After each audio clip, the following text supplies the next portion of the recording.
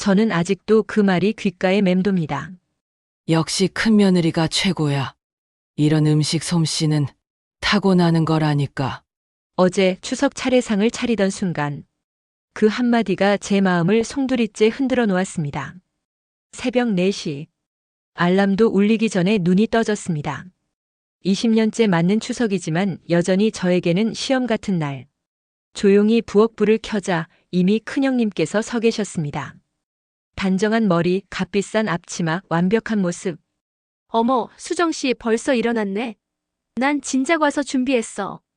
형님의 목소리에는 은근한 우월감이 배어 있었죠. 저도 지지 않으려 당근을 채 썰며 다짐했습니다.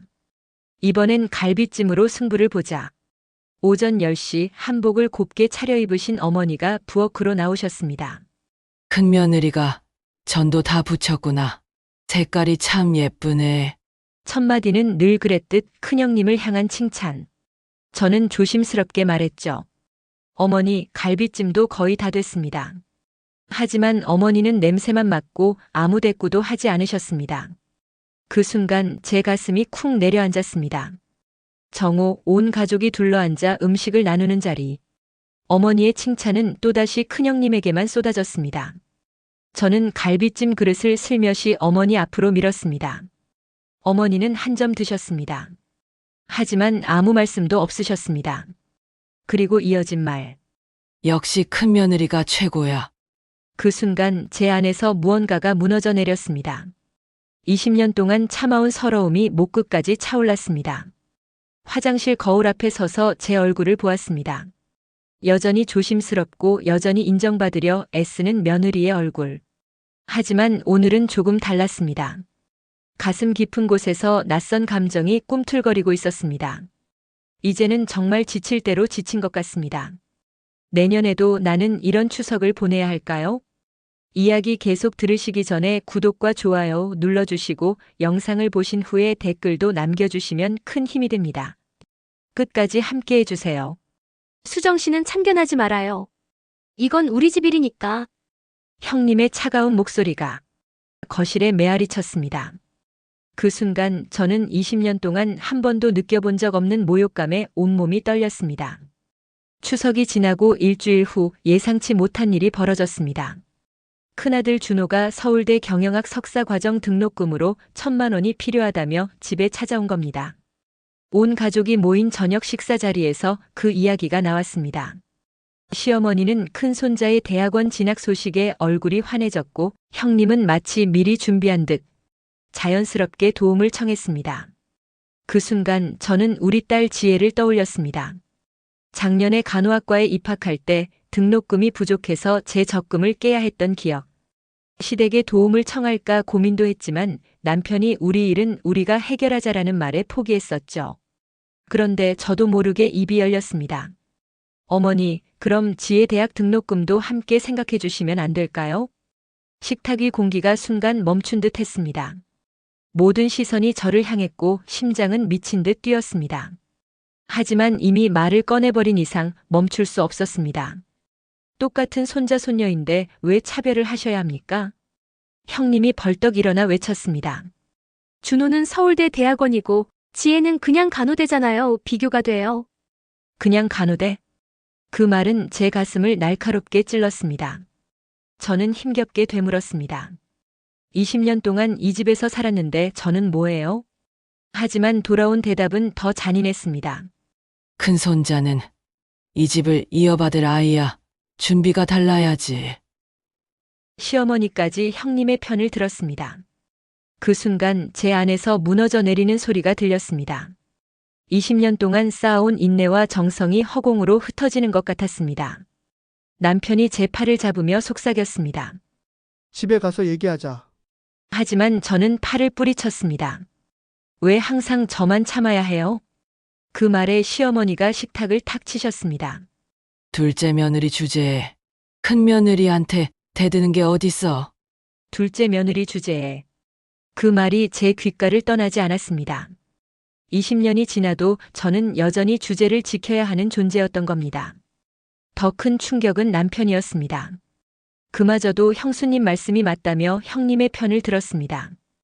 그 순간 저는 이 집에서 완전히 혼자가 된 기분이었습니다. 알겠습니다. 앞으로는 참견 안 하겠습니다. 저는 담담한 척 말하고 방으로 들어왔습니다. 문을 닫자마자 눈물이 쏟아졌습니다. 베개에 얼굴을 묻고 소리 없이 울었습니다. 20년 동안 참아온 서러움이 한꺼번에 터져 나왔습니다. 늦은 밤 남편이 방으로 들어왔지만 저는 등을 돌린 채 누워 있었습니다. 그는 한동안 머뭇거리더니 결국 아무 말도 하지 못한 채 눕더군요.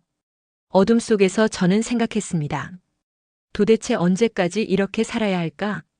이 집에서 나는 정말 가족일까 아니면 그저 머물다 가는 손님일까? 창밖으로 차가운 가을바람이 불어왔습니다. 그 바람이 제 마음속 마지막 희망마저 가져가는 것 같았습니다. 20년 동안 간직했던 언젠가는 인정받겠지라는 작은 믿음. 아마도 이제는 끝이 난 것 같았습니다. 그리고 저는 깨달았습니다. 이제 정말 결정을 내려야 할 때가 온 겁니다. 둘째 며느리 없어도 우리는 잘 살 수 있어. 그 말이 방문 틈새로 스며들어왔을 때 저는 짐을 싸던 손을 멈추고 말았습니다. 20년 동안 쌓아온 제 모든 것이 한순간에 무너져 내리는 듯 했습니다. 등록금 사건이 있고 사흘째 되는 날, 저는 그 어느 때보다 더 조용히, 더 조심스럽게 지냈습니다. 아침마다 시어머니께 무난 인사를 드리고 식사 준비도 평소처럼 했지만 아무도 저를 바라보지 않았습니다. 형님은 마주치면 고개조차 돌렸습니다. 마치 제가 투명인간이라도 된 듯이요. 부엌에서 설거지를 하던 중 거실에서 흘러나온 대화가 제 귀를 멈추게 했습니다. 어머니, 요즘 준호 학원비도 많이 나가서 살림이 빠듯해요. 그래. 그럼 생활비를 좀 더 줄여야겠네. 네, 그런데 둘째네 몫은 줄여도 될 것 같아요. 지혜는 장학금도 받는다면서요. 그래. 맞다, 둘째 며느리 없어도 우리는 잘 살 수 있어. 그 말이 칼처럼 가슴을 베었습니다. 접시가 손에서 미끄러져 떨어졌고 유난히 큰 소리가 싱크대 안에서 울려 퍼졌습니다. 둘째 며느리 없어도 괜찮다고요? 20년 동안 이 집을 위해 살아왔는데 이제 와서 없어도 된다고요? 그날 오후 저는 결심했습니다. 친정으로 가자. 짐을 싸면서도 눈물이 멈추지 않았습니다. 하지만 마음 한구석은 오히려 후련했습니다. 남편이 회사에서 돌아왔을 때 제 가방은 이미 준비되어 있었습니다. 어디 가려고? 친정에 좀 다녀올게요. 갑자기 왜 그래? 형수님께 사과부터 해야지. 사과라고요? 제가 뭘 잘못했는데요? 지난번에 큰 소리 친 거.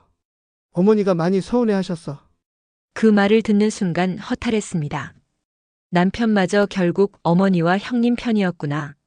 친정집 앞에 섰을 때는 이미 어둠이 내려앉아 있었습니다. 문을 열자마자 70 넘은 우리 어머니가 놀란 얼굴로 저를 맞으셨습니다. 수정아, 무슨 일이야? 갑자기? 그 순간 참아왔던 눈물이 쏟아졌습니다. 엄마, 저 너무 힘들어요. 어머니 품에 안겨 저는 20년 만에 처음으로 마음 놓고 울었습니다.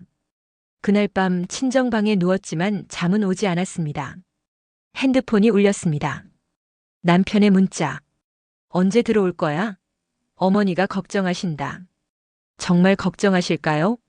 아니면 집안일 할 사람이 없어서 불편하신 걸까요? 며칠 뒤 친정 어머니께 모든 이야기를 털어놨습니다. 차별, 갈등, 그리고 등록금 사건까지. 엄마, 저 뭘 잘못한 건가요? 왜 아무도 제 편이 아닌 거죠? 잘못한 거 없어. 내가 너무 착하고 참을성이 많아서 그런 거야. 그 말이 따뜻했지만 오히려 더 슬펐습니다. 앞으로는 어떻게 살아야 할까요? 그때 걸려온 전화 한 통. 막내 손녀 은지였습니다. 이모 언제 와요? 은지가 아프다고 해요. 그 말에 가슴이 철렁했습니다. 은지는 항상 제 품에 달려와 웃음을 주던 아이였으니까요. 많이 아파? 병원은 갔어? 열이 나는데 자꾸 이모 찾는데 엄마가 화내요. 그 순간 망설일 수 없었습니다. 저는 다시 시댁으로 향했습니다. 집에 들어서자 형님이 저를 보고 당황한 얼굴을 지었습니다. 수정 씨 왔네요. 은지가 아프다고 해서 왔어요. 고마워요. 고맙다고요? 그 입에서 나온 말이 믿기지 않았습니다. 은지 방으로 들어가니 아이는 열로 지쳐 있었습니다. 이마에 손을 얹는 순간 깨달았습니다. 아, 이 아이들만은 진짜 내 가족이구나. 혈연보다 깊은 정으로 맺어진 가족. 그렇다면 이제 어떻게 해야 할까요? 다시 참고 살 것인가 아니면 이 집을 떠날 것인가? 아직 답은 없지만 한 가지는 분명했습니다. 이제 저도 변해야 할 때가 왔다는 것입니다. 수정 씨, 내가 너무했나? 깊은 밤 은지의 병실. 형님의 떨리는 목소리가 조용히 울려 퍼졌습니다. 20년 만에 처음 듣는 그녀의 진심 어린 사과였습니다. 은지를 돌본 지 사흘째 되는 날이었습니다. 아이의 열은 많이 내려갔지만 여전히 보채고 있었습니다. 밤새 간병하느라 제 눈에는 핏발이 섰지만 은지가 조금씩 나아지는 모습만으로도 마음은 놓였습니다. 그런데 이상한 일이 계속 일어났습니다. 첫째 날 제가 은지 죽을 끓이고 있을 때 형님이 부엌에 들어왔습니다. 평소라면 그냥 지나쳤을 텐데 그날은 달랐습니다. 수정 씨, 고생 많아요. 짧은 한마디였지만 그 안에는 전에 없던 따뜻함이 담겨 있었습니다. 둘째 날 더 놀라운 일이 있었습니다. 은지 옆에서 졸고 있는 저에게 형님이 조용히 다가와 담요를 덮어주었습니다. 저는 눈을 감은 채 그 따스함을 느꼈습니다. 가슴이 뭉클했습니다. 20년 동안 단 한 번도 받아본 적 없는 배려였으니까요. 그리고 셋째 날 밤. 은지가 열에 시달리며 꿈속에서 계속 뒤척이고 있었습니다. 저는 아이의 이마를 쓰다듬으며 자장가를 불러주었습니다. 그때 형님이 조용히 들어와 은지의 반대편에 앉았습니다. 우리 둘이 아이를 사이에 두고 앉아 있으니 묘한 정적이 감돌았습니다. 형님이 아이를 내려다보며 속삭였습니다. 수정 씨가 없었으면 어쩔 뻔했을까? 그 순간 은지가 잠꼬대를 했습니다. 수정 이모 아프다. 아이가 제 이름을 부르자 형님의 표정이 순간적으로 흔들렸습니다. 마치 무언가를 깨달은 듯한 얼굴이었습니다. 수정 씨, 내가 너무했나? 예상치 못한 사과에 저는 잠시 멈칫했습니다. 그리고 조심스럽게 답했습니다. 형님도 힘든 일이 많으셨을 거예요. 형님은 쓴웃음을 지었습니다. 큰 며느리도 쉽지 않아요. 항상 완벽해야 하고, 때로는 둘째 며느리가 부러웠어요. 그제야 깨달았습니다. 20년 동안 형님 역시 무거운 짐을 짊어지고 있었다는 것을요. 형님의 속마음을 처음으로 털어놓았습니다. 준호 대학원비 때문에 빠듯해진 살림살이 어머니 앞에서 절대 티낼 수 없어 혼자 끙끙댔던 날들. 사실 그날도 마음 한편으로는 미안했어요. 어둠 속에서 형님의 눈가가 젖어 있는 게 보였습니다. 우리 다시 시작할 수 있을까요? 형님의 조심스러운 제안에 저는 고개를 천천히 끄덕였습니다. 그날 밤 이후 조금씩 변화가 찾아왔습니다. 형님은 제가 친정에서 가져온 반찬을 맛보며 처음으로 칭찬했습니다. 시어머니가 제게 불만을 쏟아낼 때면 형님이 제 편을 들어주기도 했습니다. 어머니, 수정 씨가 은지 간병하느라 얼마나 고생했는데요. 순간 저는 놀랐습니다. 형님이 나를 두둔하다니. 하지만 시어머니의 반응은 여전히 차가웠습니다. 큰 며느리가 너무 착해서 그래. 둘째 며느리 편만 드는구나. 그날 저녁 형님이 제게 조용히 말했습니다. 어머니 마음을 돌리려면 시간이 좀 걸릴 거예요. 형님이 이해해 주시는 것만으로도 충분해요. 우리 함께 노력해봐요. 어머니 생신이 다음 주잖아요. 같이 준비해봐요. 20년 만에 처음으로 저는 이 집에서 진짜 동료를 얻은 것 같았습니다. 하지만 마음 한편은 여전히 불안했습니다. 과연 시어머니의 마음이 바뀔 수 있을까? 그리고 이 변화가 끝까지 이어질 수 있을까? 다음 주 시어머니의 생신. 그날이 바로 우리 관계의 시험대가 될 것 같았습니다. 어머니가 이런 마음이셨다니. 형님의 떨리는 손끝에서 낡은 일기장이 펼쳐졌습니다. 그 순간 저는 20년 동안 품어왔던 모든 오해가 무너져 내리는 걸 느꼈습니다. 시어머니 생신을 일주일 앞둔 어느 날 아침. 형님과 저는 생신상 준비를 위해 어머니 방을 정리하고 있었습니다.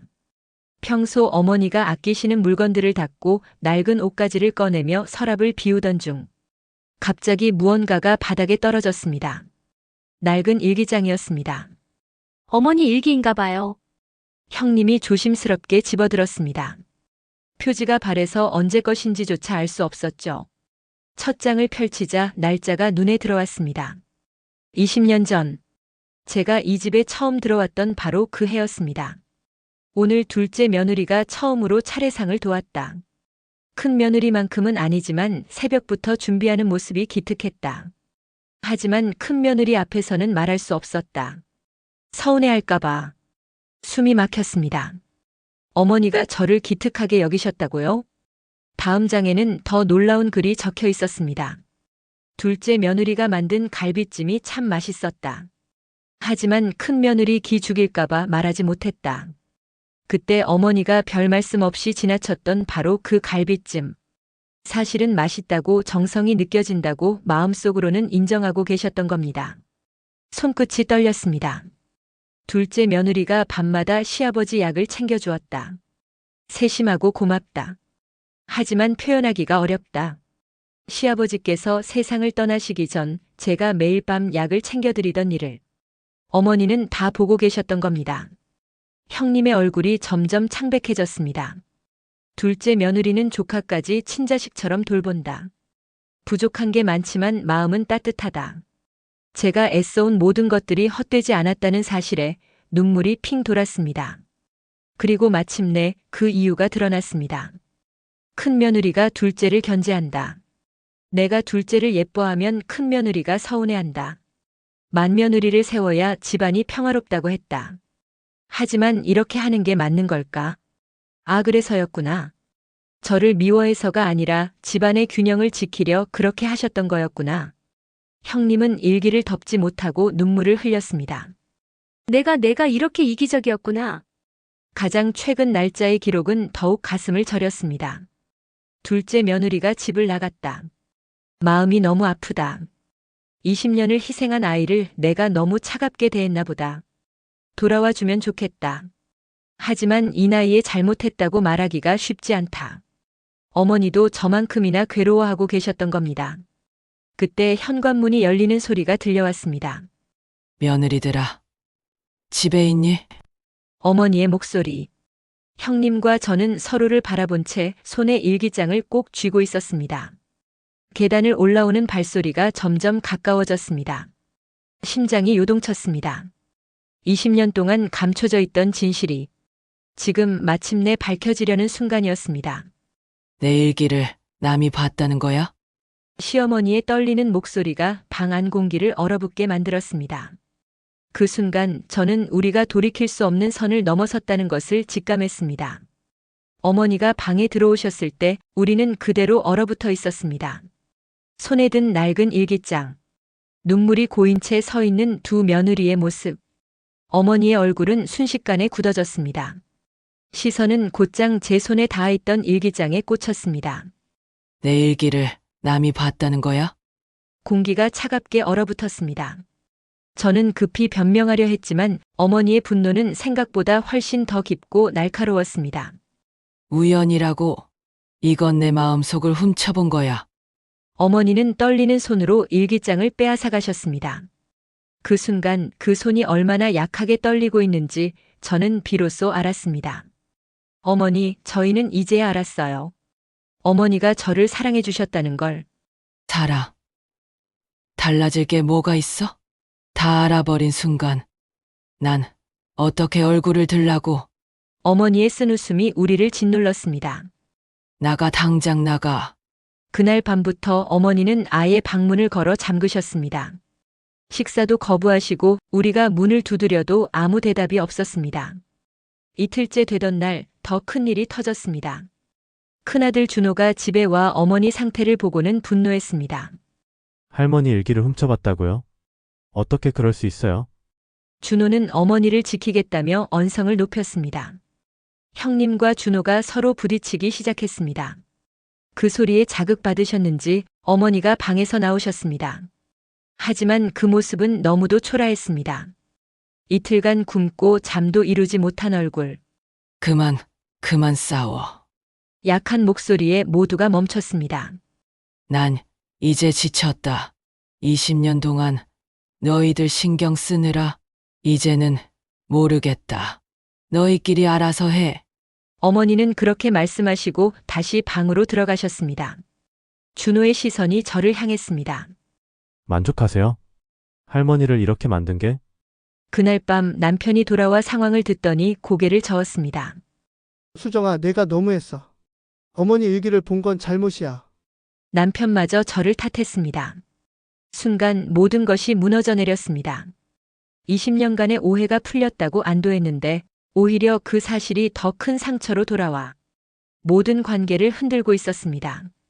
심지어 형님도 준호에게 크게 혼난 뒤 저와 거리를 두기 시작했습니다. 수정 씨 미안해요. 나도 모르게 휩쓸렸네요.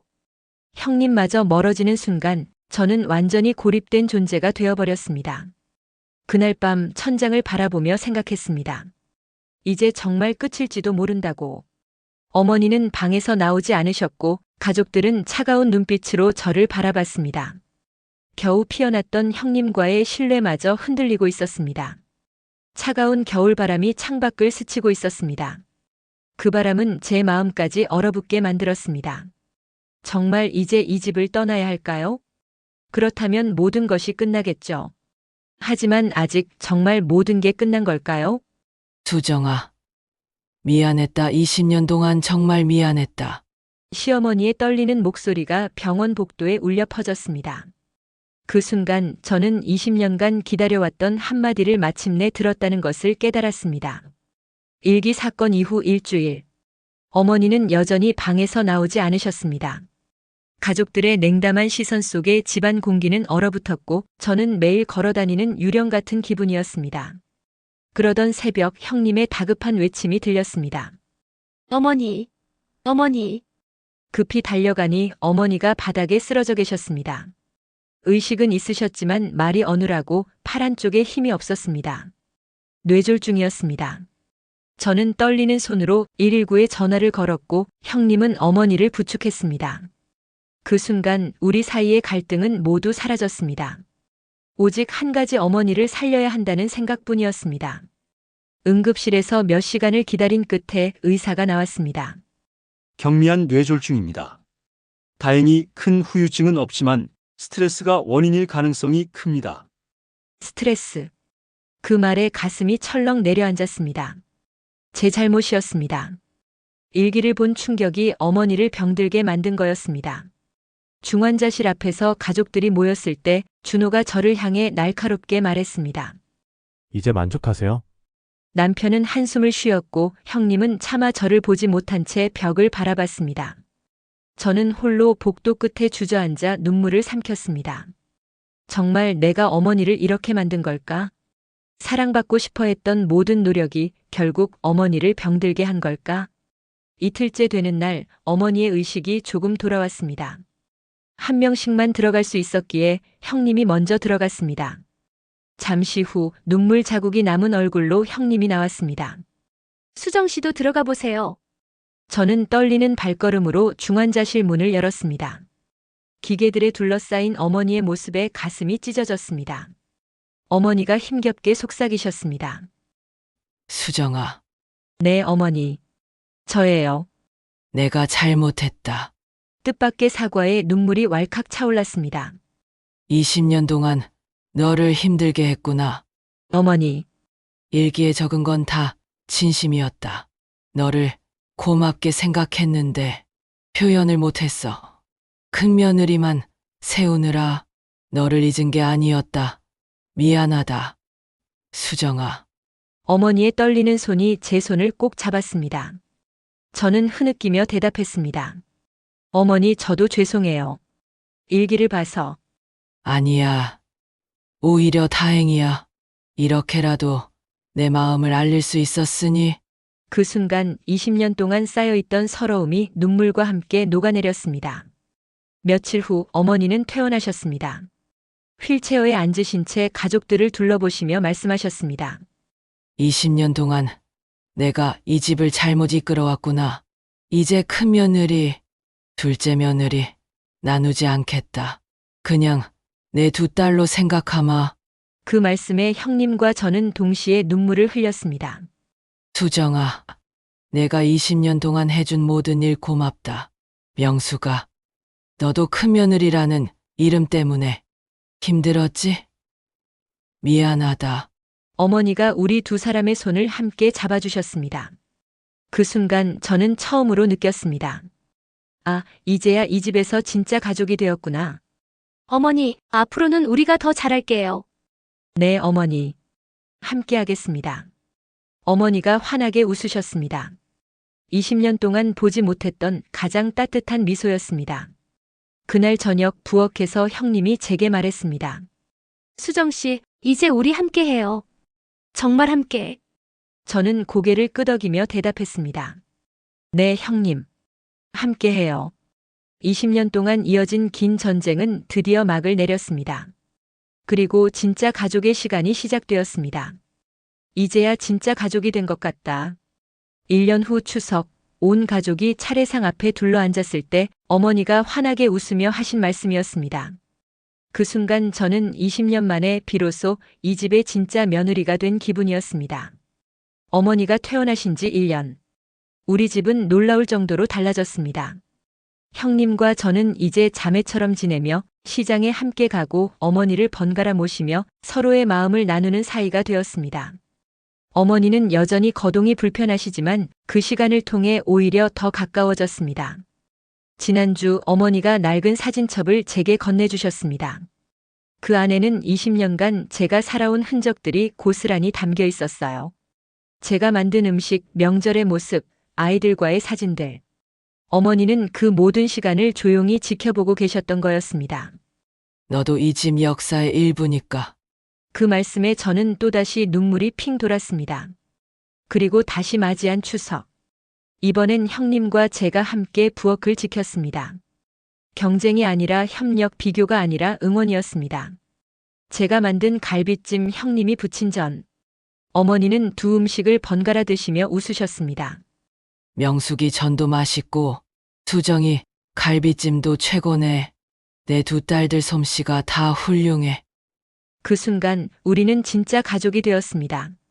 식사를 마친 뒤 새 가족 사진을 찍었습니다.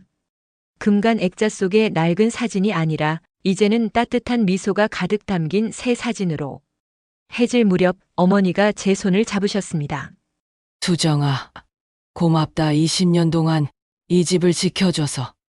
저야말로 고마워요, 어머니. 가족으로 받아주셔서. 창밖으로 붉은 석양이 물드는 가운데 저는 깨달았습니다. 진짜 가족은 혈연이 아니라 서로의 마음으로 만들어지는 것이라는 걸. 20년의 기다림 끝에 저는 이 집의 둘째 딸이 되었습니다. 그리고 이것이 우리의 새로운 시작이었습니다. 오늘 이야기가 마음에 와닿으셨다면 구독과 좋아요, 알림 설정까지 부탁드립니다. 여러분의 응원이 다음 이야기를 이어가는 큰 힘이 됩니다. 감사합니다.